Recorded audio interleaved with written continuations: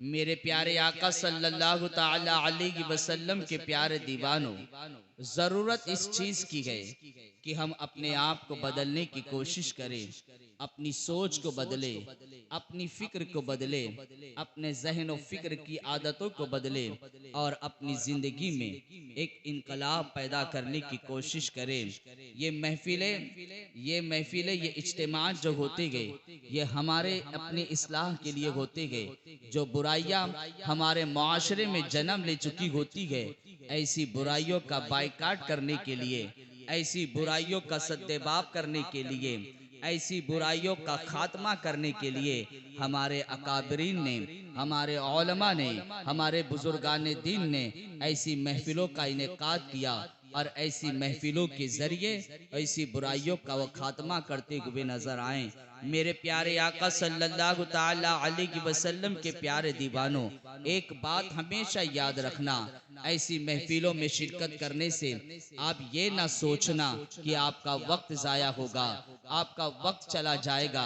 क्या होगा ऐसी महफिलों में जाने से, क्या मिलेगा ऐसी महफिलों में बैठने से, क्या फ़ायदा आएगा ऐसी महफिलों में शिरकत करने से।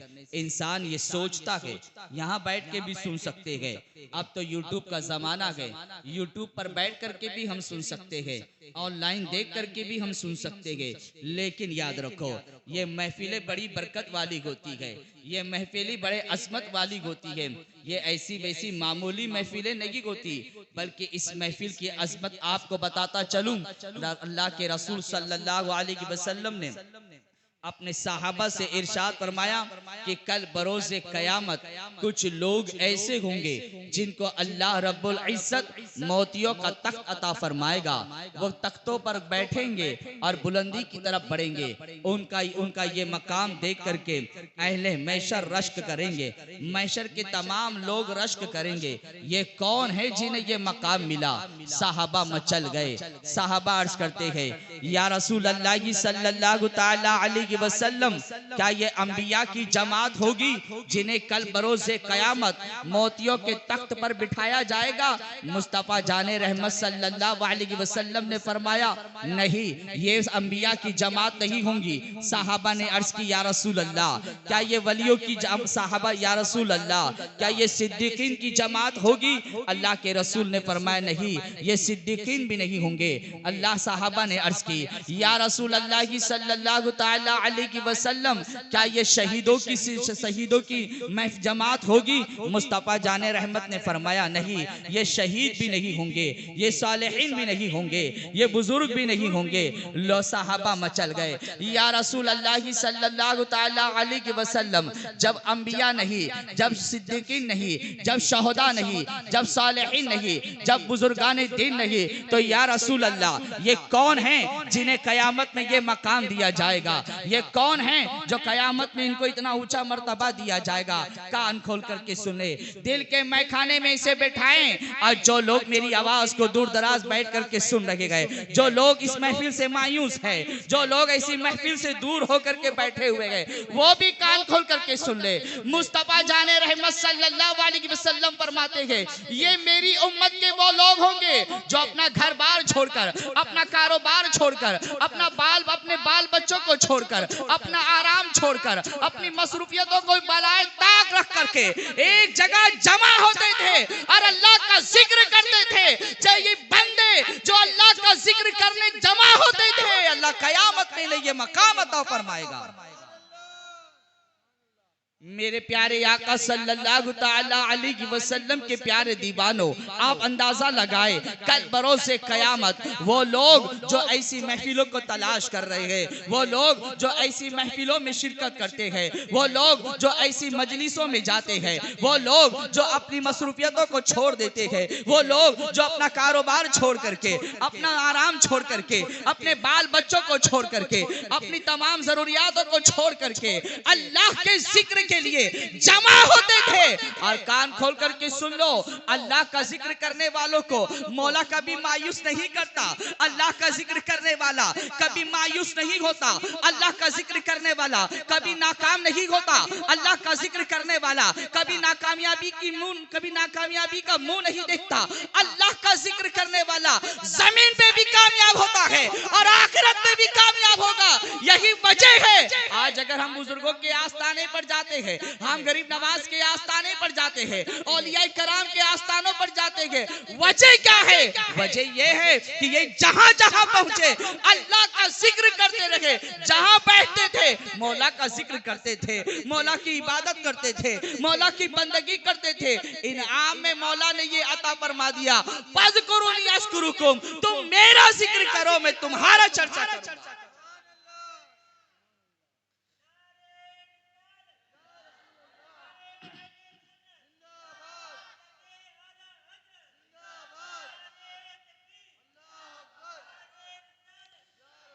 मेरे प्यारे आका सल्लल्लाहु ताला अलैहि वसल्लम के प्यारे दीवानों, इसीलिए किसी शायर ने क्या खूब कहा है कि जहाँ जिक्र हबीब होता है खुद खुदा करीब होता है।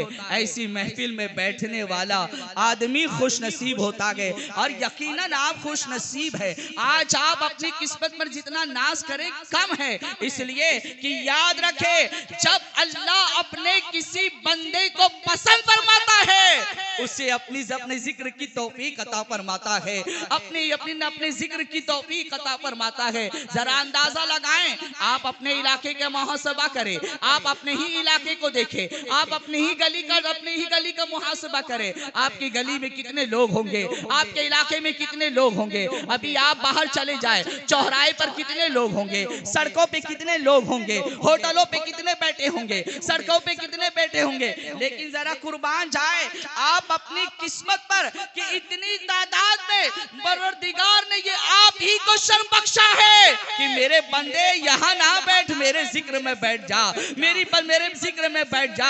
मेरे बंदे, मैंने तुझे पसंद किया है, अब तू सड़क पर बैठने के लायक नहीं है, अब तू मेरी महफिल में बैठने के लायक हो गया, अब तू मेरे महफिल में बैठने के काबिल हो गया। इसलिए तो आप अंदाजा लगाएं, सूफिया कराम फरमाते हैं जब बंदा नमाज शुरू करता है अल्लाह अकबर कह के नमाज शुरू करता है, लेकिन जब इख्तिताम करता है, नमाज को मुकम्मल करता है तो बैठ करके करता है। वजह क्या है, क्या बात है? नमाज जब शुरू की जा रही है खड़े होकर के की जा रही है, और जब मुकम्मल की जा रही है बैठ करके की जा रही है। फलसफा कभी समझ में नहीं आया, कभी हमने सवाल नहीं किया अपने इमाम से कि ऐ इमाम ये बताएं, नमाज शुरू करते हैं खड़े होकर के और मुकम्मल करते हैं बैठ करके, आखिर वजह क्या है? जब शुरू की जा रही है खड़े होकर के तो मुकम्मल भी खड़े होकर ही होना चाहिए, फिर मुकम्मल बैठ करके क्यों है? इख्तिताम बैठ करके क्यों है? हम खड़े होकर शुरू कर रहे हैं और इख्तिताम कर रहे हैं बैठ कर, वजह क्या है? तो सूफिया कराम फरमाते हैं जब एक बंदा, दुनिया की मिसाल देते हुए फरमाते हैं, जब एक बंदा किसी इंसान के दरवाजे पर जाता है, अगर एक गरीब किसी रईस के यहाँ चला जाए, एक गरीब आदमी किसी मालदार की ऑफिस पे चला जाए, तो कोई जरूरी नहीं है सामने वाला उसको अंदर बुलाए, सामने वाला उसे इज्जत दे, सामने वाला उसका वेलकम करे, बल्कि वो उसे देख करके नजरअंदाज कर देता है या अपने नौकर से कह देता है जाके कह दो कि सेठ ऑफिस पे नहीं गए, बाद में मिलेंगे, कल आना परसों आना, और वो गरीब को भेज देता है। लेकिन जब एक रईस के घर जाता है, जब एक मालदार की ऑफिस पे जाता है, जब एक मंत्री किसी मंत्री की ऑफिस पे जाता है, जब एक लीडर की ऑफिस पर जाता है, जब एक कारपोरेटर की ऑफिस पे जाता है, जब एक समाज सेवक की ऑफिस पर जाता है, जब एक मालदार की ऑफिस पे जाता है, तो सामने वाले को देख करके सामने वाला खड़ा हो जाता है और खड़े होकर के वेलकम कहता है, उसे अंदर आने की इजाजत देता है,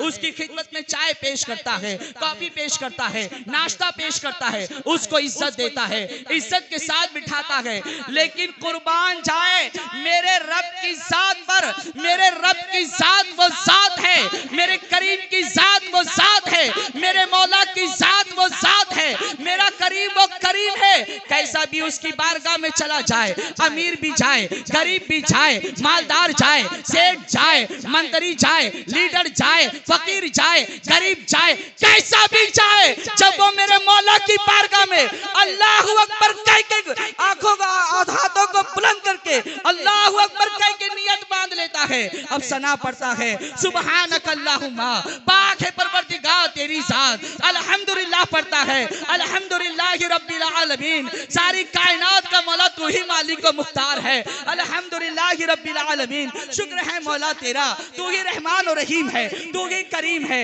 जब उसकी हम्द बजा लाता है, हम्द बजाते बजाते रुकू कर रहा है, सुबहान रब्बियल अज़ीम कहता है, अपने रब की अजमत के नगमे गाता है, फिर सजदे में जाता है, सुबहान रब्बियल आला कहता है, अल्लाह की पाकी बयान करता है, तो सूफिया कराम फरमाते हैं अल्लाह को उसकी ये अदा इतनी पसंद आ जाती है कि रब इरशाद फरमाता है, ऐ मेरे बंदे अब तू बैठ जा, इसलिए कि अब तू इज्जत वाला हो गया, अब तू बैठ जा, अब तू इज्जत वाला हो गया। दुनिया मुझसे मोहब्बत करती है, लेकिन तूने मेरी किबरियाई बयान करके मेरा दिल जीत लिया, इसलिए सुन ले, दुनिया मुझसे मोहब्बत करती है, मैं तुझसे मोहब्बत करता हूँ, बैठ जा, तू बैठ जा, इसलिए कि तू इज्जत वाला हो गया।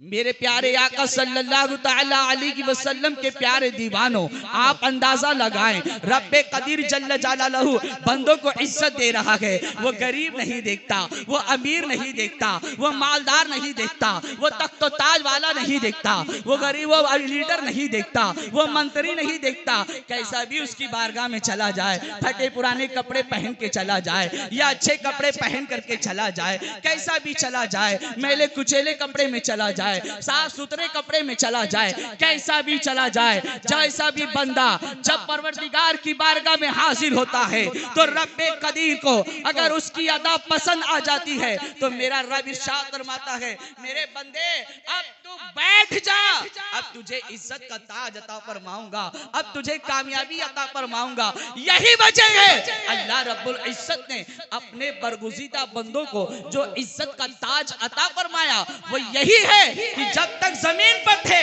तो मौला का जिक्र करते थे और मौला ने इज्जत का वो ताज अता फरमाया कि आज जमीन के नीचे आराम करने के बावजूद भी दुनिया उनका एहतराम करती हुई नजर आती है। सुभान अल्लाह, माशाअल्लाह।